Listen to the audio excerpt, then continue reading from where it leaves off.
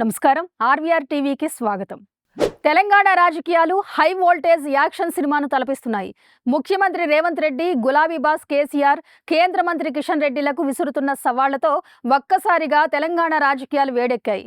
మరోవైపు కేటీఆర్, హరీష్ రావులతో పాటు బీజేపీ నేతల కౌంటర్లు ఆ వేడిని మరింత రాజేస్తున్నాయి. ఎండాకాలం పోయి వర్షాలు ప్రారంభమైనా రాజకీయ వేడి మాత్రం మరింతగా రగిలిపోతుంది. అసలు రేవంత్ రెడ్డి వర్సెస్ కేసీఆర్ అండ్ కిషన్ రెడ్డి రాజకీయ యుద్ధం ఎటు దారితీస్తుంది? ముఖ్యమంత్రి రేవంత్ రెడ్డి అంతగా చెలరేగపోవడానికి కారణాలేంటి? కేసీఆర్ ఫామ్ హౌస్కే పరిమితం కావడంలో రహస్యాలేమిటి? కేసీఆర్ మౌనం, కేటీఆర్, హరీష్ రావు అటాక్ వెనుక వ్యూహాలేమిటి?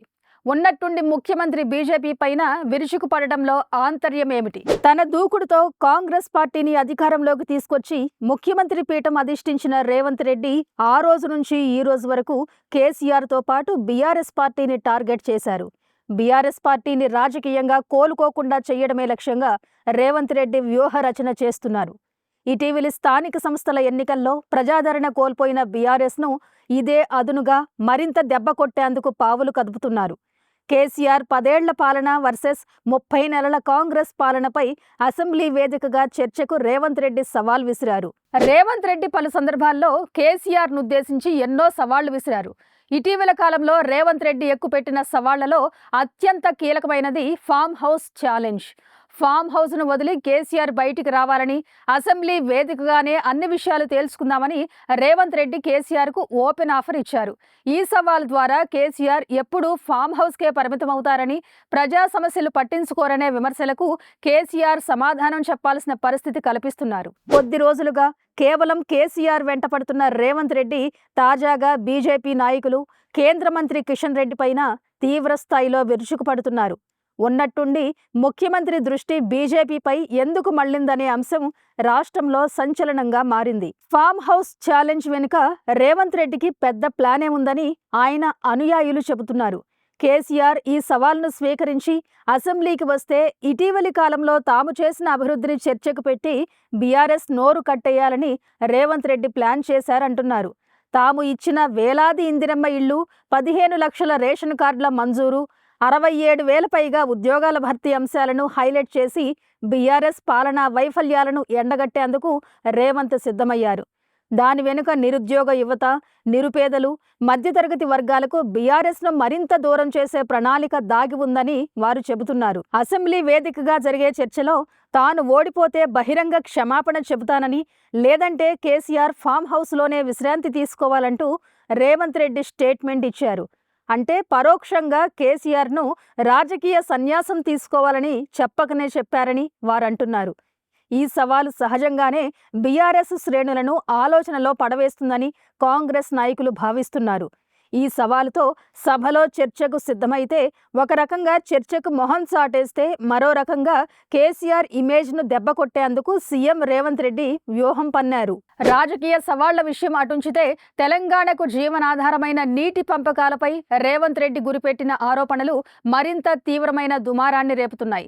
నీళ్లు, నిధులు, నియామకాల పేరిట జరిగిన తెలంగాణ ఉద్యమం అప్పటి టీఆర్ఎస్, ఇప్పటి బీఆర్ఎస్కు 10 ఏళ్లు పట్టం కట్టింది. ఇప్పుడు అదే మంత్రాన్ని రేవంత్ రెడ్డి బీఆర్ఎస్, కేసీఆర్ పై ఉల్టా ప్రయోగిస్తున్నారు.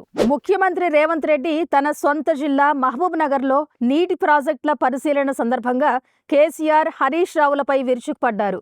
2015లో ఆంధ్రప్రదేశ్తో జరిగిన సమావేశంలో తెలంగాణకు 299 టీఎంసీల నీరు సరిపోతుందని కేసీఆర్ ఒప్పుకోవడం తెలంగాణకు తిప్పలు తెచ్చిందని రేవంత్ విరుచుకుపడ్డారు.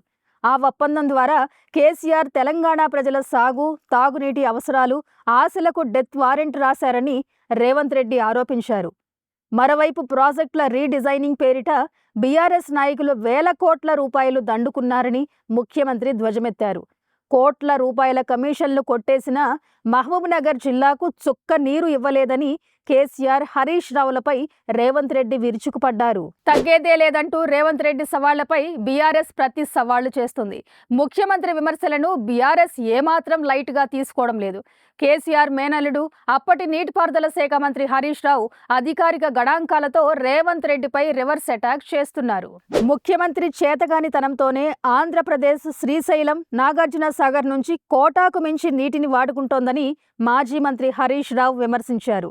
కృష్ణానది యాజమాన్య బోర్డుకు తెలంగాణ ఇంజనీరింగ్ చీఫ్ రాసిన అధికారిక లేఖలను హరీష్ రావు మీడియా ముందు పెట్టారు.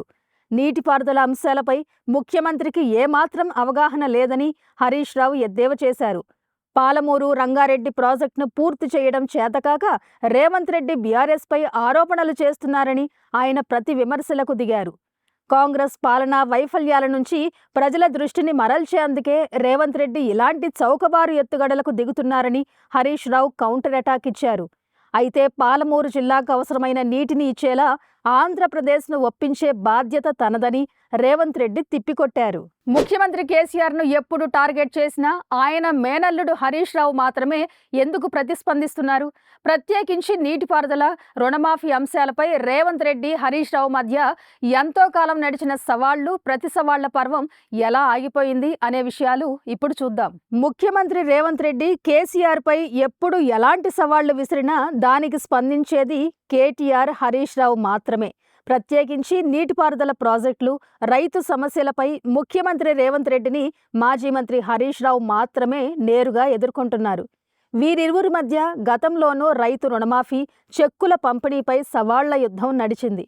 రైతులకు 2 లక్షల రూపాయల మేరకు రుణమాఫీ చేయలేకపోతే రేవంత్ రెడ్డి రాజకీయ సన్యాసం తీసుకోవాలని హరీష్ రావు సవాల్ చేశారు.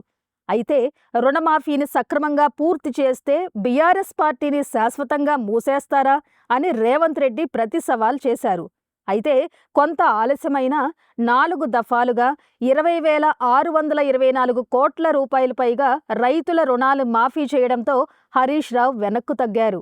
ముఖ్యమంత్రి రేవంత్ రెడ్డి ఊరువాడా తిరుగుతూ సవాళ్లు చేస్తుంటే కేసీఆర్ మాత్రం మౌనవ్రతం పాటిస్తున్నారు. రేవంత్ రెడ్డి పదే పదే సవాళ్లు చేస్తున్నా కేసీఆర్ నేరుగా ఎందుకు స్పందించడం లేదు? కేవలం హరీష్ రావు, కేటీఆర్లను మాత్రమే ముందుకు నెట్టి కేసీఆర్ ఆట ఎందుకు నడిపిస్తున్నారు? అసలు ఈ మౌనం వెనుక కేసీఆర్ లాజిక్ ఏంటి? ముఖ్యమంత్రి రేవంత్ రెడ్డి, మాజీ ముఖ్యమంత్రి కేసీఆర్ ఒకరిపై ఒకరు మైండ్ గేమ్ ఆడుతున్నారు. గతంలో తెలుగుదేశం పార్టీలో పనిచేసి ఇప్పుడు బీఆర్ఎస్, కాంగ్రెస్ పార్టీలను నడిపిస్తున్న కేసీఆర్, రేవంత్ రెడ్డి రాజకీయ ఎత్తుగడలు ఒకేలా ఉంటున్నాయి. కేసీఆర్ను రెచ్చగొట్టి బరిలోకి దించాలని రేవంత్ రెడ్డి పదే పదే సవాళ్లు విసురుతున్నారు. అయితే రేవంత్ రెడ్డి సవాళ్లకు నేరుగా స్పందిస్తే రేవంత్ రెడ్డిని తన స్థాయికి పెంచినట్టు ఉంటుందని కేసీఆర్ భావిస్తున్నట్టు చెబుతున్నారు.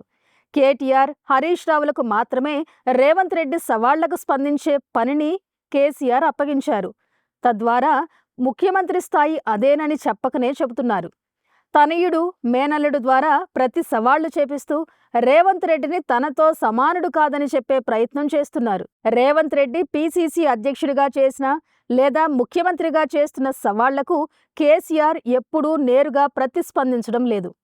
ప్రభుత్వ వ్యతిరేకత పూర్తి స్థాయిలో పెరిగినప్పుడు అదును చూసి కథన రంగంలోకి దూకడమే కేసీఆర్ శైలిగా చెబుతున్నారు.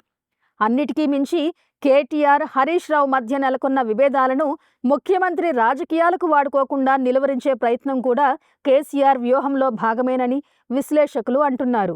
ఈ సవాళ్లు, ప్రతి సవాళ్ల నేపథ్యంలో అందరి దృష్టిని ఆకర్షిస్తున్న ఏకైక అంశం ముఖ్యమంత్రి బీజేపీ, బీఆర్ఎస్ మధ్య గీత గీసినట్టుగా చేస్తున్న రాజకీయం. రేవంత్ రెడ్డి బీజేపీ కంటే ఎక్కువగా బీఆర్ఎస్, కేసీఆర్లపై ఎందుకు విరుచుకుపడుతున్నారనే సందేహం ఎందరినో వేధిస్తోంది. ముఖ్యమంత్రి బీజేపీని వదిలేసి బీఆర్ఎస్ పైనే దృష్టి పెట్టారనే విమర్శలు ఆయన దృష్టికి వచ్చాయా? అందుకే ఆకస్మికంగా ఉప్పల్ బహిరంగ సభలో ప్రధాని నరేంద్ర మోడీ, కేంద్ర మంత్రి కిషన్ రెడ్డిలపై ముఖ్యమంత్రి విరుచుకుపడ్డారా? బీజేపీపై మెతక వైఖరితో ఉన్నారనే ఆలోచన ప్రజల్లోకి వెళితే మొదటికే మోసం వస్తుందని సీఎం భావించారా? అందుకే సడన్ యూటర్న్ తీసుకున్నారా? దీని వెనుక ఉన్న పొలిటికల్ టార్గెట్, లాజిక్ ఏమిటి?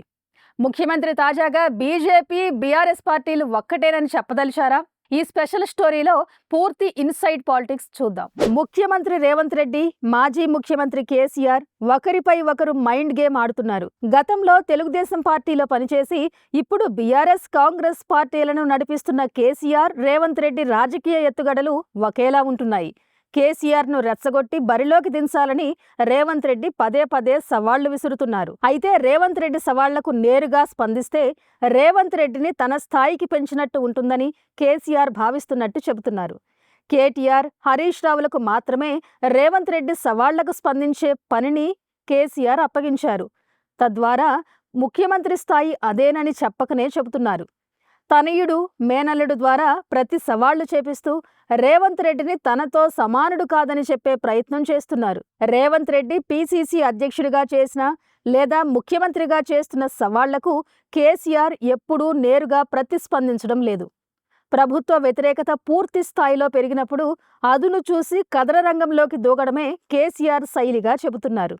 అన్నిటికీ మించి కేటీఆర్, హరీష్ రావు మధ్య నెలకొన్న విభేదాలను ముఖ్యమంత్రి రాజకీయాలకు వాడుకోకుండా నిలువరించే ప్రయత్నం కూడా కేసీఆర్ వ్యూహంలో భాగమేనని విశ్లేషకులు అంటున్నారు. తెలంగాణలో కాంగ్రెస్ పార్టీని పటిష్టం చేసేందుకు రేవంత్ రెడ్డి బీజేపీ కంటే బీఆర్ఎస్నే ఎక్కువగా టార్గెట్ చేస్తున్నట్టు విశ్లేషకులు భావిస్తున్నారు.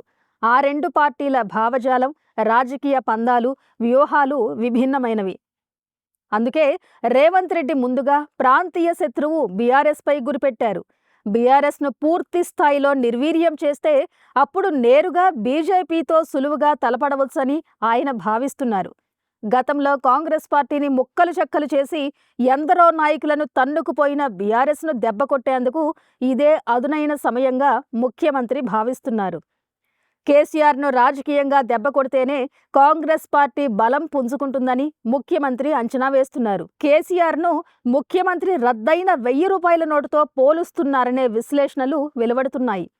క్షేత్రస్థాయిలో బీఆర్ఎస్ క్యాడర్ను, ఓటు బ్యాంకును కాంగ్రెస్ వైపు తిప్పుకుంటే బీజేపీని దెబ్బకొట్టడం ఈజీగా ఉంటుందని ముఖ్యమంత్రి యోచిస్తున్నారు. ఒకేసారి ఇద్దరు రాజకీయ ప్రత్యర్థులను ఎదుర్కొనడం కంటే ఒకరి వెంట ఒకరిని దెబ్బకొట్టడం సులువుగా ఉంటుందనే సూత్రాన్ని రేవంత్ రెడ్డి అమలు చేయదలిచినట్టు కనిపిస్తోంది. అయితే బీజేపీని పూర్తిగా విస్మరించి బీఆర్ఎస్ పైనే దృష్టి కేంద్రీకరిస్తే మొదటికే మోసం వస్తుందని ఆయన ఆలస్యంగా గ్రహించారని విశ్లేషకులు అంటున్నారు. అందుకే తాజాగా తన విమర్శల పర్వాన్ని బీజేపీ కిషన్ రెడ్డిలపై మళ్లించారని విశ్లేషిస్తున్నారు. చూశారుగా తెలంగాణ రాజకీయం ఇప్పుడు ఎలాంటి మలుపులు తిరుగుతుందో.